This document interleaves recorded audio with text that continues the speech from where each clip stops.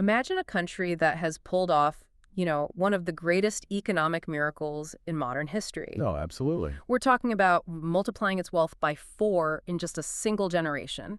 Over the last 30 years, this nation has been one of the fastest growing countries in the world in terms of its Human Development Index. Right. The growth curve is just incredible. It is. But imagine that if you take that exact same developmental miracle and you adjust it for basic fairness. Just asking the mathematical question of whether those gains were distributed equitably. Exactly. If you do that, over a quarter of that progress just vanishes into thin air. It's instantly wiped off the ledger. It's a statistical evaporation that completely changes how you view the raw economic data. Yeah. You go from looking at a miracle to looking at a profound structural fracture. Welcome in, everyone. We know you're the type of listener who loves diving past the headlines. You aren't here for the summarized press release of how the global economy is doing, right? You want to take the engine apart, lay the pieces on the garage floor, and figure out how the mechanics actually work. Which is exactly what we're doing today. Yeah, the mission of today's deep dive is precisely that. We're dissecting an incredibly detailed, multidimensional report on Cambodia's human development, spanning from 1990 all the way to 2023.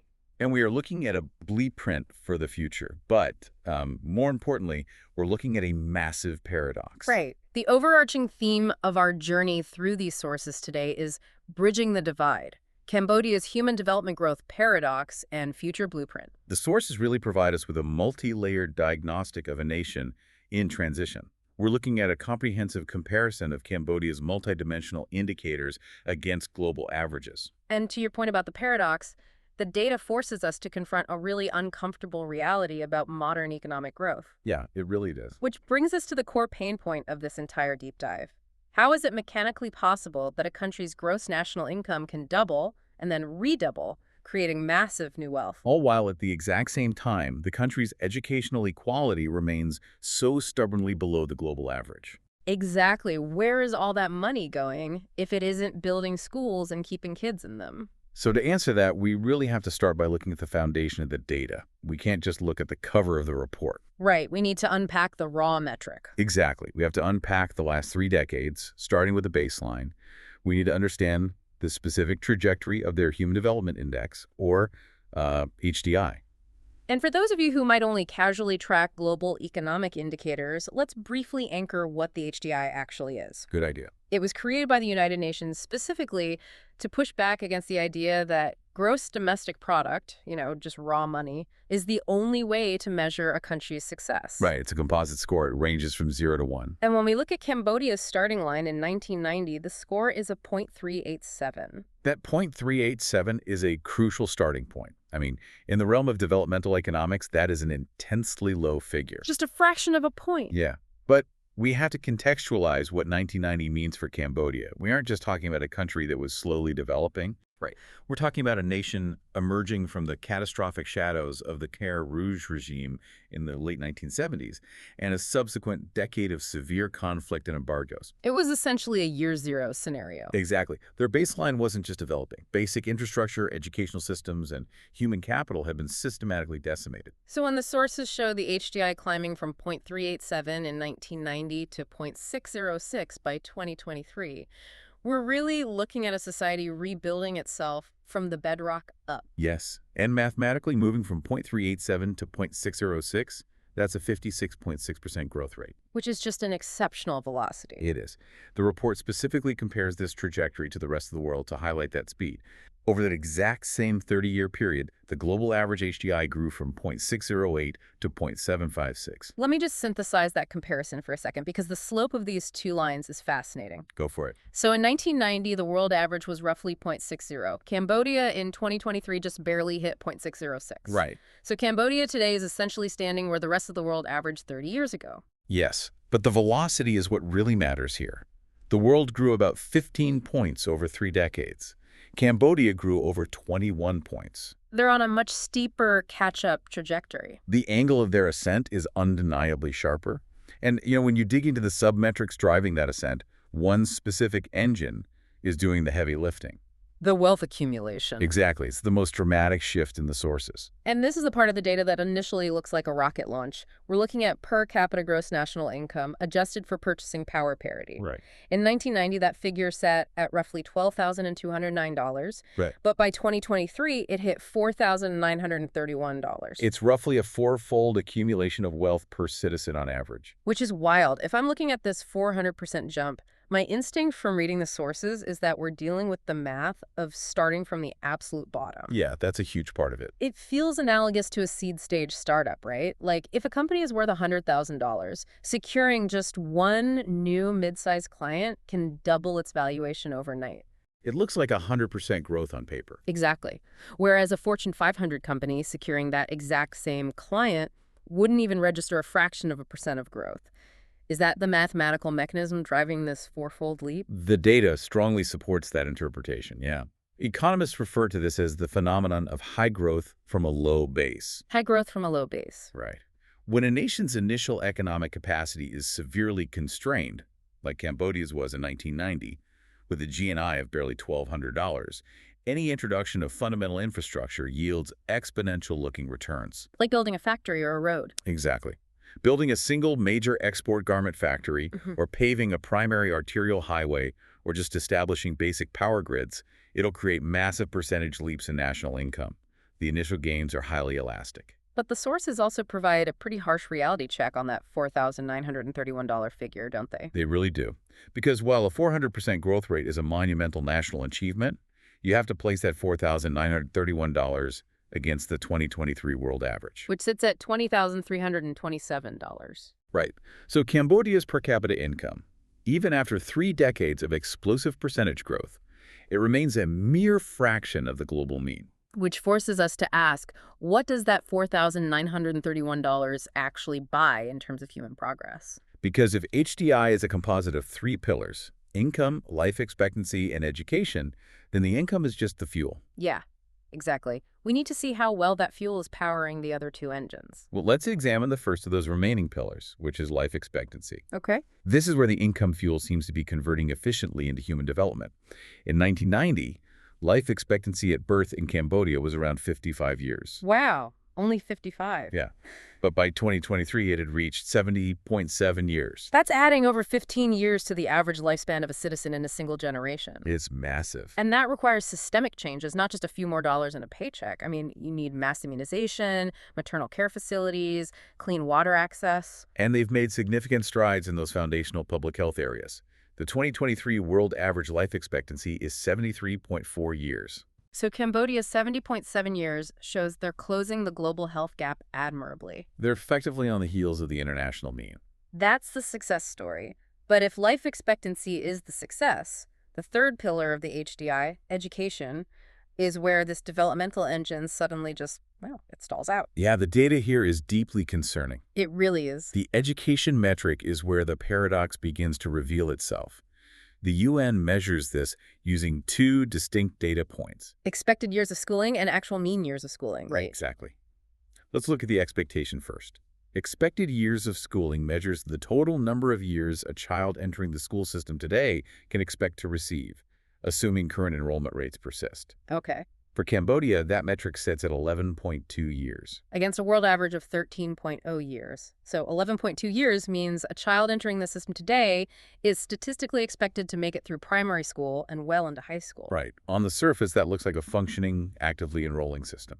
It demonstrates that the infrastructure exists to take children in at the primary level.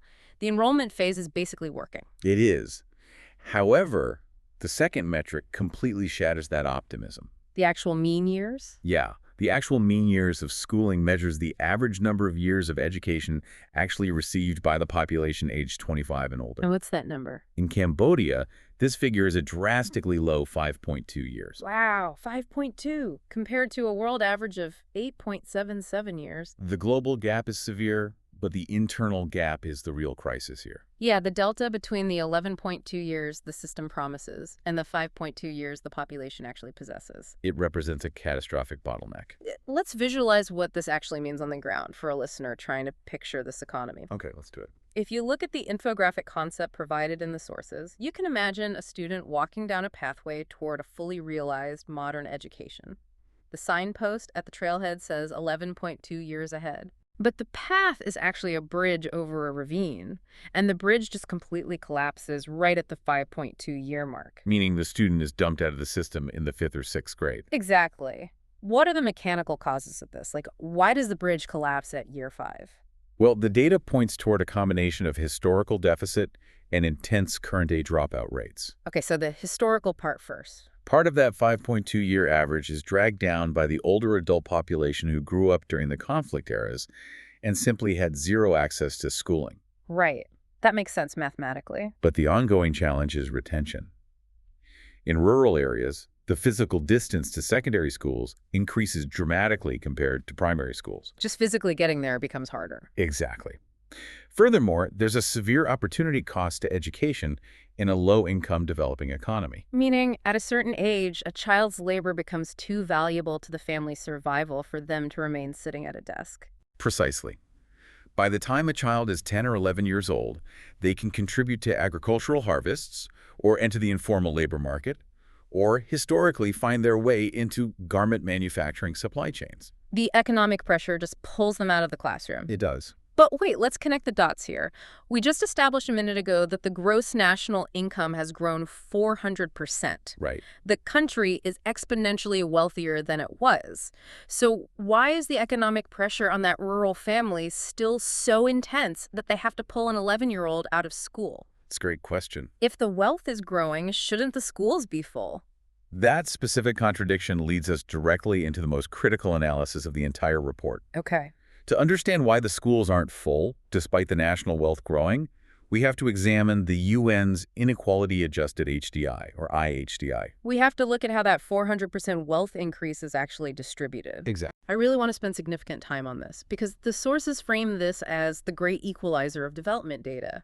How does the IHDI mathematically adjust the picture?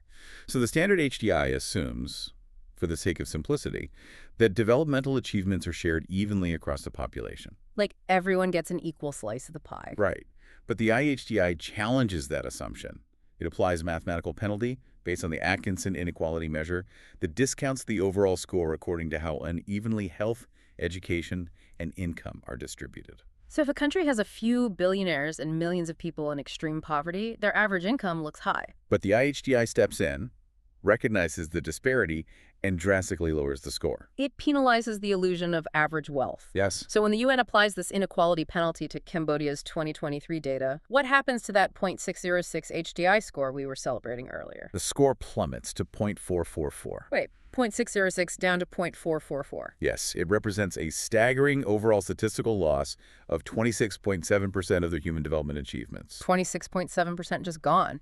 To put that in perspective, the global average loss due to inequality is around 21.9%. So Cambodia is losing significantly more of its developmental momentum to internal friction than the rest of the world. They are. Let's use an analogy here to explain the mechanics of this loss. Please do. Instead of thinking of inequality as just an abstract societal flaw, we should view it as a massive structural leak in the country's economic plumbing. I like that. The water, the wealth and development, is pumping into the house at 4 times the volume it was in 1990. The national meter looks fantastic, Right. but the pipes are routed in such a way that 26.7% of that water is leaking directly into the basement.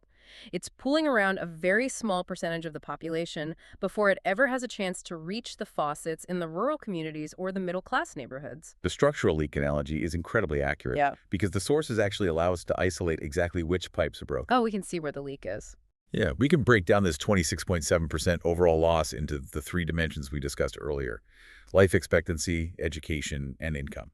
So where is the pressure blowing the pipes apart the most? Well, if we look at life expectancy, inequality in health outcomes causes a 13.9% loss. Okay, so disparities in who can access quality healthcare. Likely an urban versus rural divide, yes. Mm-hmm. But it is the smallest of the 3 fractures. What's next? Education inequality causes a much steeper 28.1% loss, which reflects the severe rural dropout rates we just discussed. The 5.2-year collapsing bridge. Exactly. But the heaviest anchor by far, the primary leak in the system, is income inequality. How big is the loss there? It causes a massive 35.8% loss in the income dimension of the index. A 35.8% loss due to income inequality alone. Yeah. That completely answers my earlier question. The 400% economic growth is real, but it's heavily aggressively concentrated. It's isolated. The wealth is pooling at the very top of the economic strata, likely in elite urban industries, real estate, and major export ownership. The data synthesizes exactly that reality. A small segment of the population is pulling the national statistical average upward, creating this illusion of sweeping prosperity. While a vast segment of the population remains anchored in a low-income subsistence reality. Yes. And if you're listening to this and wondering how this applies to the broader picture of a society, think about the domino effect of that 35.8% income leak. It isn't happening in a vacuum. No, not at all. It directly causes the 28.1% education leak. The feedback loop is undeniable. Because wealth isn't reaching the lower economic tiers, poor families cannot afford the basic costs of transportation or uniforms to send their children to secondary school. Or more importantly, they can't afford the opportunity cost of losing that child's labor. Exactly. The 5.2-year collapsing bridge in education is built directly from the materials of a 35.8% income inequality. You literally cannot fix the schools without first fixing the distribution of wealth. It's a sobering mechanical reality. It is. But the sources reveal that this inequality isn't just a simple matter of rich versus poor or urban versus rural. There's a specific demographic dividing line that runs right through the center of this data. And it leads us into what the report outlines as a profound gender paradox. This part is fascinating. It really is. To explore this paradox, the sources utilize the Gender Development Index, or GDI. Okay, what does that measure? This index measures the gender gap in human development achievements by calculating the ratio of female HDI to male HDI. In 2023, Cambodia's GDI stands at 0.939 against a world average of 0.955. Unpack that 0.939 for us. What does that ratio mean for a woman living and working in Cambodia today? It means that overall female human development is about 93.9% of male development. Okay. If we look at the raw underlying HDI scores, the female HDI is 0.586, which meaningfully lags behind the male HDI of 0.625. So women are starting from a systemic deficit in terms of health, education, and income accumulation. Yes, but this is where the paradox hits. Right. And when I read this specific data point in the sources, it required a complete double tick. I'm not surprised. Despite lagging in overall development scores, the labor force participation rate for Cambodian women is an astronomical 70.48%. It is a remarkable statistic that completely disrupts traditional developmental assumptions. Just to give the listener the global context here, the world average for female labor force participation is hovering around 47%. Exactly. Cambodian women are outworking the global average by a massive margin. They are participating in the economy at rates that exceed many fully industrialized, high-income Western nations. The mechanical reality is that Cambodian women are hyper-engaged in the labor market. Yeah. In many developing nations, a low female HDI correlates with women being culturally or systemically excluded from the workforce, confined primarily to domestic roles. But in Cambodia, women are the absolute backbone of the economy. They are the primary workforce in the massive garment and textile export sector. They're heavily represented in agricultural labor, and they drive the informal retail and market economies. They are quite literally the engine producing the 400% wealth accumulation we've been tracking. But, and here is the paradox the sources highlight, their immense economic contribution does not translate into systemic power or institutional protection. Right. We see the evidence of this disconnect clearly when we shift from the GDI to another metric. The Gender Inequality Index, or GII. And what's the difference there? Well, while the GDI measures basic capabilities, the GI measures institutional disempowerment. It looks at reproductive health, empowerment, and the labor market. And the empowerment metric is particularly glaring. Women hold only 14.4% of parliamentary seats in Cambodia. 14.4%.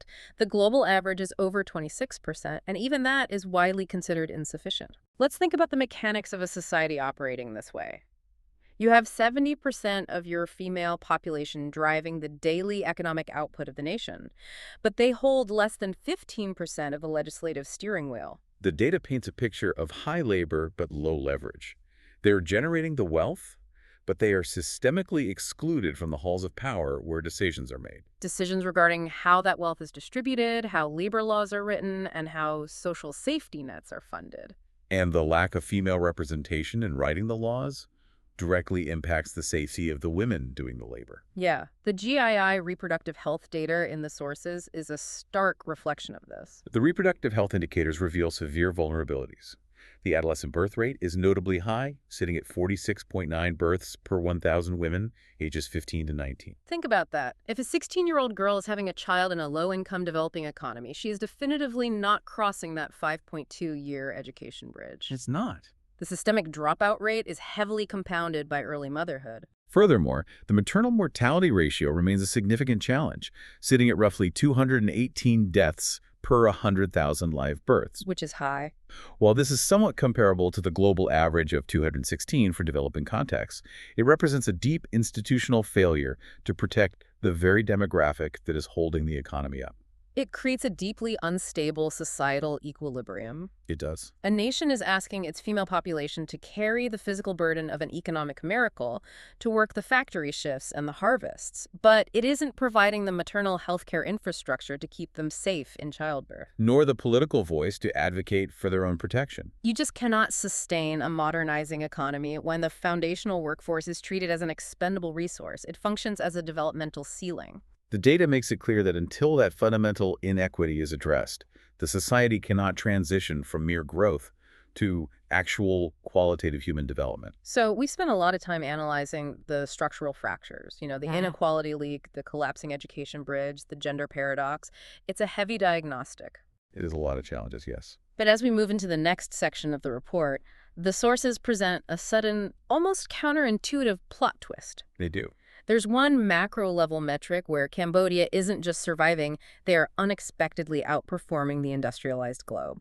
And to explain this, it requires introducing a relatively new and highly critical UN metric. Okay, what is it? The Planetary Pressures Adjusted HDI, or PHDI. We've looked at how inequality adjusts the score. How does planetary pressure adjust the score? Like, what are the mechanics of this index? The PHDI was developed from a very simple realization. It is not sustainable human development if a nation achieves high income and life expectancy by burning down its forests, polluting its rivers, and accelerating global climate change to the point of ecological collapse. Makes total sense. So the PHDI takes a country's standard human development score and discounts it based on their carbon dioxide emissions per capita and their material footprint per capita. It's essentially an ecological audit. The UN is asking, how much of the Earth's carrying capacity did you have to destroy to achieve your current standard of living? Exactly. And when you run this audit globally, the results are an indictment of the industrialized world. Because they burn a lot of carbon. Right. When adjusted for planetary pressures, the global average HDI drops by over 10%. The wealthiest nations carry a massive ecological debt. But when you apply this exact same planetary adjustment to Cambodia's HDI, the score only shrinks by 5.6%. Their penalty is roughly half the global average. Let's look at the raw emissions data behind that because it's pretty staggering. Cambodia's per capita carbon emission sits at an astonishingly low 1.19 tons per person. Against a world average of 4.54 tons. Right. The average global citizen is emitting almost 4 times as much carbon as the average Cambodian. And the divergence is even sharper when we examine the material footprint. What does that measure? This metric measures the total amount of raw materials, biomass, fossil fuels, metal ores, and non-metallic minerals extracted to meet final consumption demands. Basically how much stuff you pull out of the earth. Exactly. Cambodia's material footprint is just 3.73 tons per capita.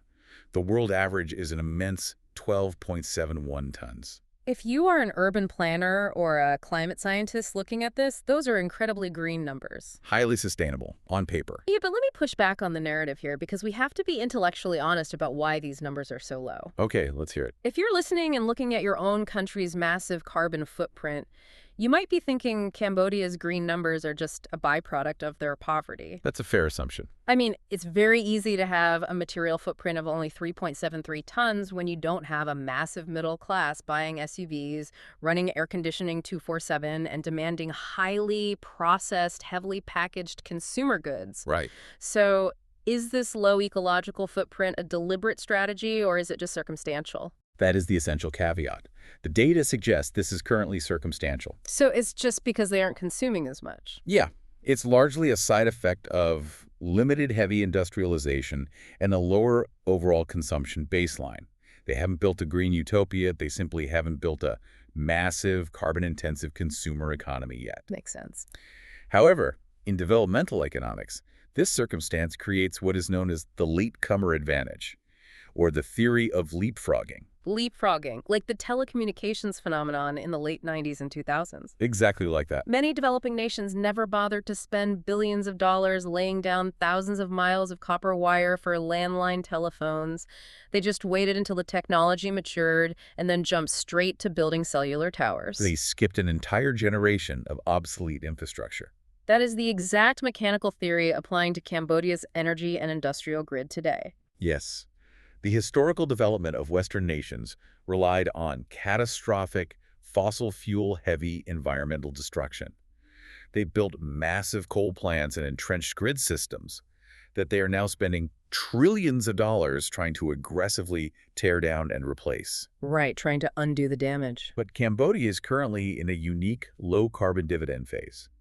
They have the rare opportunity to build a modern infrastructure grid utilizing solar, wind, and decentralized green technology from the ground up, precisely because they don't have to acknowledge a legacy fossil fuel system first. It's a massive strategic advantage in a 21st century global economy that is rapidly putting a premium on green supply chains. It is. If they play their cards right, their circumstantial green baseline could become an intentional, highly lucrative green economy. It's a profound opportunity, but as you pointed out, we must remain grounded in the reality of why consumption is currently so low. Yeah, the poverty aspect. To truly understand the granular, day-to-day reality of the population, the sources guide us away from the macro-environmental theory and into the specific metrics of poverty. Which brings us to a metric I find incredibly valuable, the Multidimensional Poverty Index, or MPI. It's a crucial tool. Because poverty isn't just a binary state of having money or not having money. It's a complex web of deprivations. The MPI is vital because it bypasses income entirely. It looks at overlapping deprivations at the household level across health, education, and living standards. What kind of things does it measure? It measures whether a family has a dirt floor, whether they cook with clean fuel or have to burn wood and charcoal inside their home, whether they have basic sanitation, and whether their children are nourished. So it's very practical, tangible stuff. Exactly. Based on the 2021-2022 data, Cambodia has a multidimensional headcount poverty rate of 16.6%. Meaning roughly 1 in 6 people in the country are living in a state of multidimensional poverty. Yes. But the headcount is only half the story. The MPI also measures the intensity of that poverty, which sits at 42.3%. Intensity. Explain that part. This metric is critical. It means that the 16.6% of people who are classified as poor are not just lacking one basic necessity. On average, they are simultaneously deprived in over 42% of the weighted indicators. So they are missing multiple foundational pillars of a stable life all at once. Exactly. And the beauty of the MPI is that it gives policymakers a literal map of what is broken. The sources identify the specific culprits driving this poverty intensity, don't they? They do, and it circles us right back to the structural flaws we identified earlier. Oh, really? Yeah. The two largest contributors driving the multidimensional poverty index in Cambodia are years of schooling, which contributes 24.8% to the overall poverty burden, and nutrition, which contributes 20.3%. Schooling and nutrition. We are right back to the 5.2-year collapsing bridge. We are. The poverty data fully synthesizes everything we've discussed today. It isn't just an abstract lack of wealth, it's a physical reality tied to caloric intake, whether a child has enough food on their plate and whether they manage to sit in a classroom past the age of 10. It demonstrates that you cannot solve a 16.6% multidimensional poverty rate simply by raising the national GDP. You could double the gross national income again, but if that wealth doesn't filter down through the pipes to put rice on plates and keep teenagers in high school, the MPI will remain entirely static. Income is just a tool.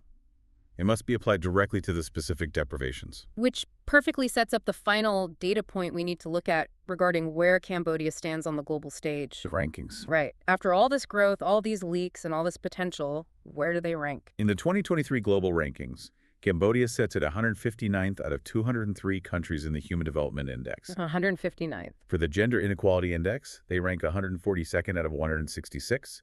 And for the Gender Development Index, 136 out of 193. 159th out of 203 in HDI. That is firmly in the bottom tier globally. It is. How can a country have 56% growth, quadruple its wealth, and add 15 years to its life expectancy, yet still rank 159th? Well, it perfectly illustrates a concept developmental economists call the treadmill effect. The treadmill effect. Yeah, Cambodia's absolute numbers are improving incredibly rapidly. They're a vastly more developed nation today than they were in 1990. Right. But their relative rank on the global list climbs agonizingly slowly because the rest of the world is not standing still waiting for them to catch up. The baseline of human existence is constantly rising. Life expectancy is going up everywhere. Global wealth is expanding. Exactly. To move up from 159th place, a developing nation cannot just walk forward. They have to sprint significantly faster than the nations ahead of them who are also sprinting. It is quite literally like running on a treadmill that someone is slowly increasing the speed on. That's the perfect way to picture it. You're exhausted, you're running your absolute personal best, you're sweating through your clothes, but you glance over at the digital display and you've barely moved relative to the runner on the treadmill next to you. It is a relentless environment for any developing economy. It really is. So as we pull all these disparate threads together, the miraculous income growth, the devastating inequality leak, the rural educational dropout, the gender paradox, and the green leapfrogging potential, we arrive at the final question. What is the ultimate blueprint for Cambodia? How do they fundamentally change their stride to get off the treadmill and leap forward? Based on the entirety of the sources we've dissected today, we need to write a diagnostic prescription.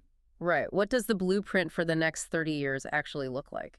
The overarching conclusion drawn from this massive data set is that Cambodia is standing at a historic structural crossroads. A crossroads. Yes.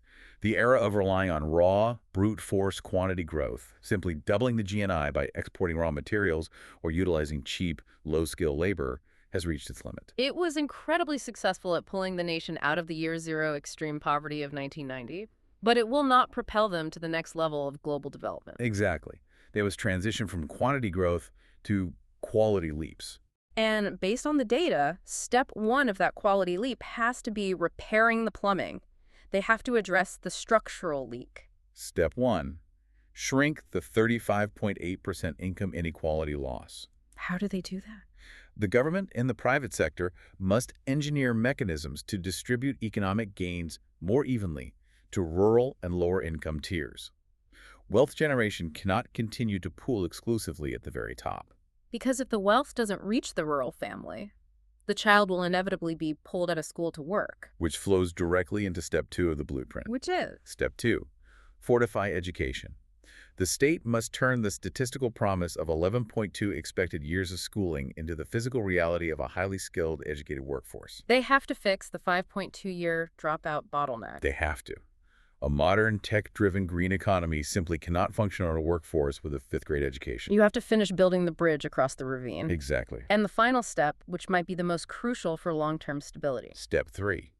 Empower women. Right, the gender paradox. The nation must convert that massive 70% female labor force participation into actual societal, institutional, and political leverage. You cannot rely on 70% of your women to work, while only allowing 14.4% of your parliament to represent them. Empowering women with a genuine political voice and robust health care, specifically targeting the maternal mortality vulnerabilities, will unlock a massive secondary wave of economic innovation and social stability. It weaves together so cleanly when you lay out the mechanics like that. True development shouldn't just be a stacking of numerical values on a government spreadsheet. No, it shouldn't. It must be an equalization of human opportunity.